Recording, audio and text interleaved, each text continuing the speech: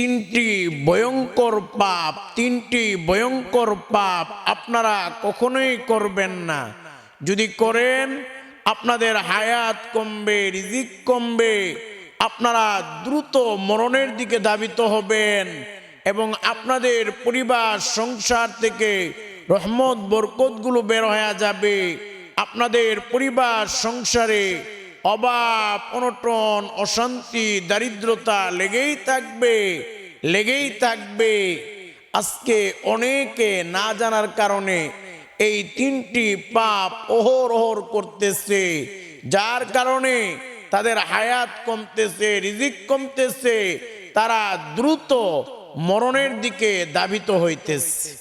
এমনি ভাবে এই তিনটি আজকের এই বয়ানটা শুনে আপনারা দেখবেন যে এই তিনটা পাপ আপনারা করেছেন কিনা। যদি এই তিনটা পাপ করে থাকেন, এই তিনটা পাপের শাস্তি দুনিয়াতে হবে, আখিরাতে হবে।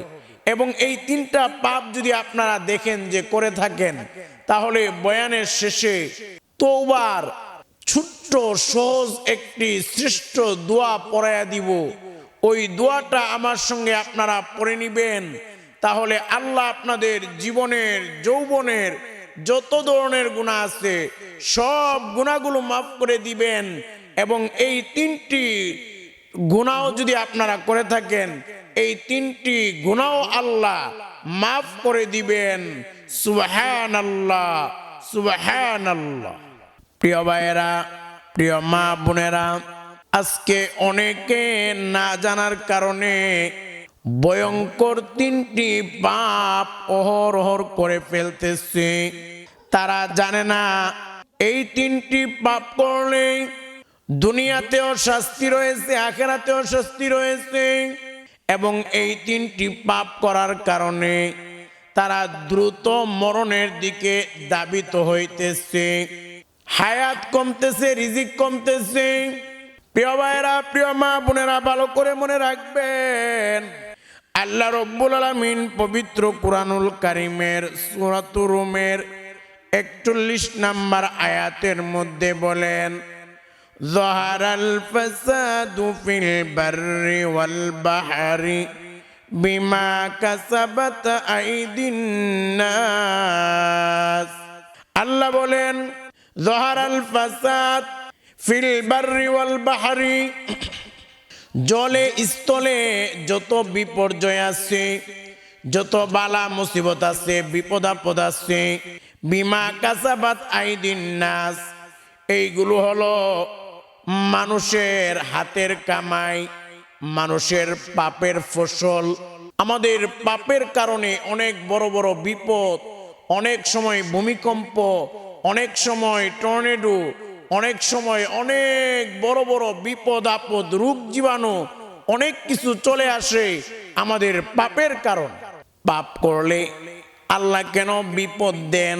আল্লাহ এই আয়াতে বলতেছেন, লিয়ুযীকাহুম বা'দাল্লাযী আমিলু লাআল্লাহুম ইয়ারজিউন। পাপ করলে আমি আল্লাহ বিপদ আপদ বালা মুসিবত দেই, যাতে করে ওই বান্দাগুলো আবার আমি আল্লাহর দিকে ফিরে আসে। এই জন্য মনে রাখবেন, আমরা জীবনে হাত দ্বারা গুনাহ করেছি, পা দ্বারা গুনাহ করেছি, চক্ষু দ্বারা গুনাহ করেছি, অন্তর দ্বারা গুনাহ করেছি, কান দ্বারা গুনাহ করেছি। আমাদের জীবনে অনেক গুনাহ আছে। আবার অনেক সময় এই তিনটা গুনাহ আমরা করেছি। মনে রাখবেন, বয়ানের শেষে আমি আপনাদেরকে তওবার শ্রেষ্ঠ ছোট্ট সহজ একটা দোয়া পড়ায় দিব। এই দোয়াটা যদি পড়তে পারেন, তাহলে মনে রাখবেন আপনাদের জীবনের যৌবনের যত ধরনের গুনাহ আছে সব গুনাহগুলো আমার আল্লাহ ধুয়ে মুছে পরিষ্কার করে আপনাদেরকে নিষ্পাপ বেগুনাহ মাসুম বানায়া দিবেন। সুবহানাল্লাহ। এই তিনটি ভয়ঙ্কর পাপের মধ্যে এক নাম্বার হলো, আপনারা কখনো জিনা করবেন না। এই ব্যাপারে আল্লাহ রাব্বুল আলামিন বলেন, ওয়ালা তাকরাবুজ জিনা। এ বান্দা জিনা করবা তো পরের কথা, তোমরা জেনার দ্বারে কাছেও যেও না। এই জেনা এত ভয়ঙ্কর ভয়ঙ্কর মারাত্মক গুনাহ। এই জেনার শাস্তি দুনিয়াতেও রয়েছে, আখিরাতেও রয়েছে। অনেকে আছে পরকিয়া করে, পরকিয়াও একটা জেনা। পরকিয়া মানে নিজের হালাল স্ত্রী আছে, পর নারীর সঙ্গে জেনায় লিপ্ত হয়, অথবা নিজের হালাল স্বামী আছে, স্বামী থাকা সত্ত্বেও পর নারী পর পুরুষের সঙ্গে জেনায় লিপ্ত হয়। মনে রাখবেন, অনেক সময় দেখা যায় অনেক মা তার সন্তানদেরকে বিষপান করে হত্যা করেছে জেনার কারণে। অনেক বাবা পরকীয়ার কারণে তার সন্তানদেরকে গলা টিপে টিপে হত্যা করেছে, জবাই করে পর্যন্ত ফেলেছে। এই জন্য পরকীয়ার এই বিষ, এই বিষাক্ত ক্যান্সার নামক পরকীয়া যেই পরিবারে ঢুকে ওই পরিবারটা ধ্বংস হয়ে যায়, বিনিশ হয়ে যায়। এই জন্য মনে রাখবেন, জেনা করা যাবে না, পরকীয়া করা যাবে না। আমাদের কলিজার টুকরা পেয়ারা নবীজি সাল্লাল্লাহু আলাইহি ওয়াসাল্লাম যখন মেরাজে গেলেন, মেরাজে যাওয়ার পরে নবীজি দেখলেন একদল নারী এবং পুরুষ তাদেরকে উলঙ্গ করে জাহান্নামের আগুনের মধ্যে জ্বালানো হইতেছে, পোড়ানো হইতেছে। আমার নবী বললেন, এ জিব্রাইল, এই সমস্ত নারী পুরুষ কারা যাদেরকে জাহান্নামের আগুনের মধ্যে পোড়ানো হইতেছে, জ্বালানো হইতেছে? জাহান্নামের আগুনের লিলিয়ান শিখাগুলো যখন উপরের দিকে ওঠে, ওই নারী পুরুষগুলো উপরের দিকে ওঠে। আবার যখন জাহান্নামের আগুনের লিলিয়ান শিখাগুলো নিচের দিকে নামে, তখন ওই নারী পুরুষগুলো নিচের দিকে নামে। নবী বললেন, জিব্রাইল, এই নারী পুরুষগুলো কারা? তখন জিব্রাইল ডাকদা বললেন, ওগো নবীজি, এরা হলো ওই সমস্ত নারী পুরুষ যারা দুনিয়ার মধ্যে জেনা করত, পরকীয়া করত, বেবিচার করত। এই জন্য মনে রাখবেন, জেনা করলে আখিরাতে শাস্তি হলো আপনাকে জাহান্নামের আগুনে জ্বালানো হবে, পোড়ানো হবে, জাহান্নামের সাপগুলো আপনাকে দংশন করবে। এমনি ভাবে জেনা করলে দুনিয়াতে আপনার শাস্তি হলো আপনার হায়াত কমবে, আপনি দ্রুত মরণের দিকে ধাবিত হবেন এবং আপনার রিজিক কমবে, আপনি দারিদ্রতার দিকে যাবেন, আপনার সংসারে রহমত থাকবে না, বরকত থাকবে না। এই জন্য যদি জীবনে কেউ জেনা করে থাকেন, তাহলে আপনাদেরকে বয়ানের শেষে তোবার ছোট্ট সহজ শ্রেষ্ঠ একটা দোয়া পড়াইয়া দিব। এই একটা দোয়া আমার সঙ্গে পড়ে নিবেন, তাহলে জেনার গুনাহ আল্লাহ আপনাকে মাফ করে দিবেন।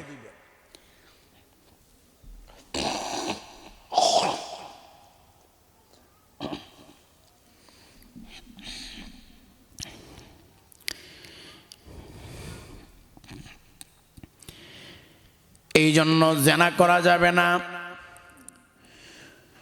2 নাম্বার হলো, বিশেষ করে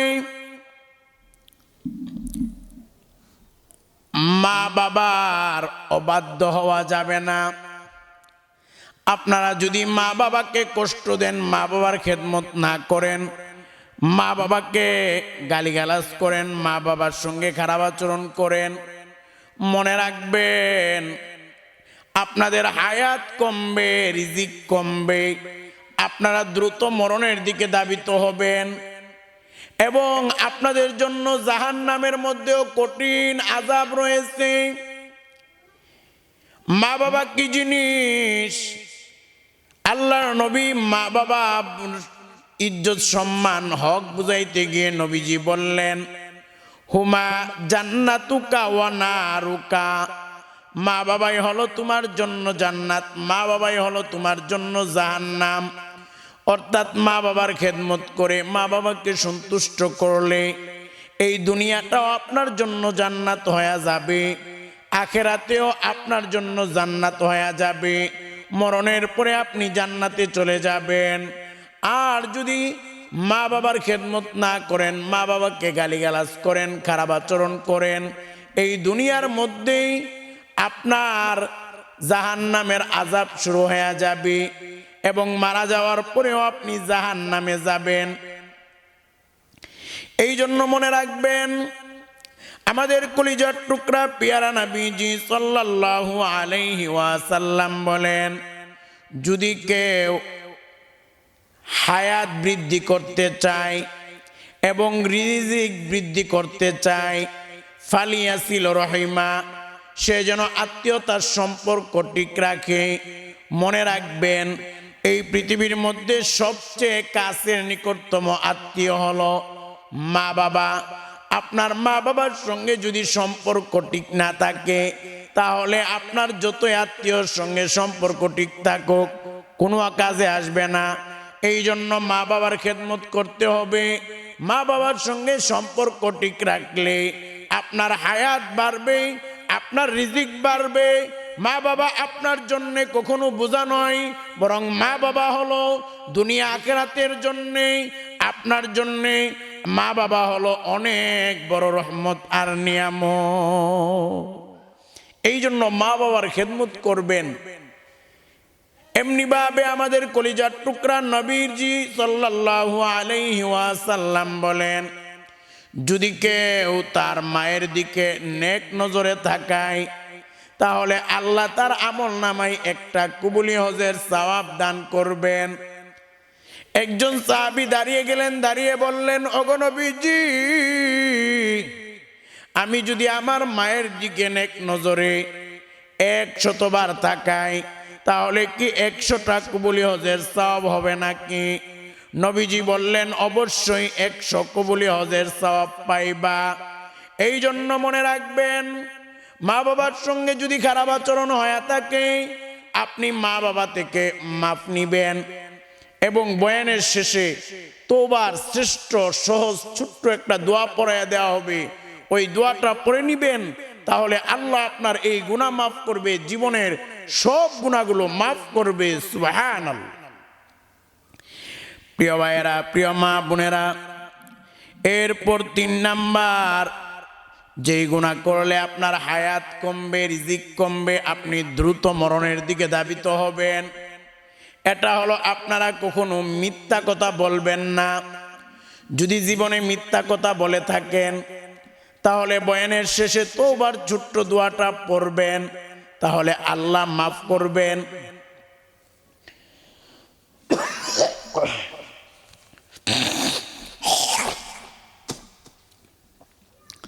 বর্তমান মিথ্যা কথাটা এমন হয়ে গেছে, মিথ্যা কথা আমাদের কাছে, মিথ্যা কথা না বললে আমাদের পেটের ভাতই হজম হয়। কথা বললেই মিথ্যা, কথা বললেই মিথ্যা। না, এই মিথ্যা মারাত্মক ভয়ঙ্কর গুনাহ। as-sidqu yunji, সত্য মানুষকে মুক্তি দেয়। ওয়াল কিযবু ইউলিক, আর মিথ্যা মানুষকে ধ্বংস করে দেয়। এই জন্য মনে রাখবেন, আজকে মিথ্যা বলতেছেন, মনে হয় আপনি অনেক কিছু পাইতেছেন, অনেক ভালো হইতেছে, কিন্তু বাস্তবতা হলো এই মিথ্যা আপনার একদিন ধ্বংসের কারণ হয়ে দাঁড়াবে। এমনি ভাবে আমাদের নবী বলেন, আল কিযবু উম্মুয যুনুব, মিথ্যা হলো সমস্ত গুনাহের মূল, সমস্ত গুনাহের মা। এমনি ভাবে আরো বলে আমাদের নবীজি বলেন, লানাতুল্লাহি আলাল কাযিবিন, আল্লাহর লানত হলো মিথ্যাবাদীদের উপর। আপনি মিথ্যা বললেন, আল্লাহর লানত আপনার উপর পড়বে। এই জন্য কখনো মিথ্যা কথা বলবেন না। মিথ্যা বললে আপনি ধ্বংস হবেন। জীবনে অনেকে আছে শুধু কথা বললেই মিথ্যা, কথা বললেই মিথ্যা, সত্য বলতেই পারেন না। আপনি হেসে হোক, খেলে হোক, দুষ্টামি করে হোক, মিথ্যা কথা বলবেন না। তবে হ্যাঁ, 3টি জায়গায় মিথ্যা কথা বলা যায়, 3টি জায়গায় বলতে পারবে। এর মধ্যে 1 নাম্বার হলো আপনার স্ত্রীর সঙ্গে।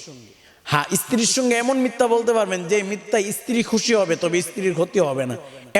এমন নয়, যেমন কথার কথা, আপনি একজন মেয়ের সঙ্গে পরকীয়া করেন, স্ত্রী ধরছে, আপনি বলতেছেন মিথ্যা, এটা গুনাহ হবে। কিন্তু যে মিথ্যা বললে আপনার স্ত্রীর ক্ষতি হবে না, আপনারও ক্ষতি হবে না, বরং আপনার স্ত্রী খুশি হবে, এমন মিথ্যা বলতে পারবে। দ্বিতীয় হলো, আপনার কোনো মুসলমানদের মধ্যে বিবাদ হয়েছে, আপনি মিথ্যা বলে 2 গ্রুপের মধ্যে বিবাদ একটা মীমাংসা করে দিতে পারতেছেন, তখন আপনি মিথ্যা বলতে পারেন। তৃতীয় হলো যুদ্ধের ময়দানে। এই তিন জায়গায় মিথ্যা কথা বলা যায়, এছাড়া আর কোনো জায়গায় মিথ্যা কথা বলা যায়। তো প্রিয় ভাইয়েরা, প্রিয় মা বোনেরা, যেই তিনটা পাপ বললাম, এই তিনটা পাপের কোনো একটা পাপও যদি আপনারা জীবনে করে থাকেন, অথবা যে জীবনে যত গুনাহ করেছেন, পাপ করেছেন, অন্যায় অপরাধ করেছেন, সবগুলোর কথা স্মরণ করে তওবার এই শ্রেষ্ঠ ছোট্ট সহজ বাক্যটি আমার সঙ্গে আপনারা এখন পড়বেন। যদি তওবা করেন, তওবার এই বাক্যটি পড়েন, আমার আল্লাহ আপনার জীবনের যৌবনের সব গুনাহ খাতাগুলো মাফ করে দিবেন এবং আল্লাহ রব্বুল আলামিন আপনার বড় বড় বিপদ আপদগুলো দূর করে দিবেন। সব ধরনের বিপদ আপদ বালা মুসিবত থেকে আল্লাহ আপনাকে হেফাজত করবেন এবং আল্লাহ আপনাকে এত পরিমাণ ধন সম্পদ, অর্থ সম্পদ চতুর্দিক থেকে দান করবে, আপনার অভাব অনটন থাকবে না এবং আপনার বড় কোনো রোগ হবে না। যদি এই তওবার ছোট্ট সহজ বাক্যটি আপনারা পড়েন, তবে মনে রাখবেন, এই তওবার ছোট্ট দোয়াটি পড়ার আগেই আপনারা তিনটা কথা আল্লাহকে বলে নিবেন। প্রথমত আপনারা আল্লাহকে বলবেন, আল্লাহ আমি জীবনে অনেক গুনাহ করেছি, অন্যায় করেছি। দ্বিতীয়ত বলবেন, আল্লাহ সব গুনাহ ছেড়ে দিলাম, আর জীবনে গুনাহ করব না। তৃতীয়ত আল্লাহকে বলবেন, মালিক আমি তওবা করলাম, ইস্তেগফার করলাম, আপনি আমাকে মাফ করে দেন। এই তিনটা কথা আল্লাহকে বলার পরে তওবা ইস্তেগফারের এই দোয়াটি আপনারা এখনোই আমার সঙ্গে 3 বার পড়বেন এবং এই দোয়াটি যত পারেন ততই পড়বেন, যত পারেন ততই পড়বেন। তবে এখন 3 বার আমার সঙ্গে সকলে পড়েন। প্রথমবার আস্তাগফিরুল্লাহ ওয়া আতুবু ইলাইহি, দ্বিতীয়বার আস্তাগফিরুল্লাহ ওয়া আতুবু ইলাইহি, তৃতীয়বার আস্তাগফিরুল্লাহ ওয়া আতুবু ইলাইহি। প্রিয় ভাইয়েরা, প্রিয় মা বোনেরা, এই তিনটি গুনাহ যদি জীবনে আপনারা কখনো করে থাকেন অথবা তিনটি গুনার কোনো একটি গুনাহ করে থাকেন, তাহলে তওবার এই ছোট্ট সহজ দোয়াটি, যেই নিয়মগুলো বললাম, নিয়মগুলো মেনে আমলটা করবেন। আপনাদের হাতের গুনাহ, পায়ের গুনাহ, চোখের গুনাহ, অন্তরের গুনাহ, যত ধরনের গুনাহ আছে, সগীরা গুনাহ, কবিরা গুনাহ, জানা গুনাহ, অজানা গুনাহ, ছোট গুনাহ, বড় গুনাহ, সব ধরনের গুনাহ আমার আল্লাহ ধুয়ে মুছে পরিষ্কার করে আপনাকে নিষ্পাপ বেগুনাহ মাসুম বানায়া দিবেন। সুবহানাল্লাহ।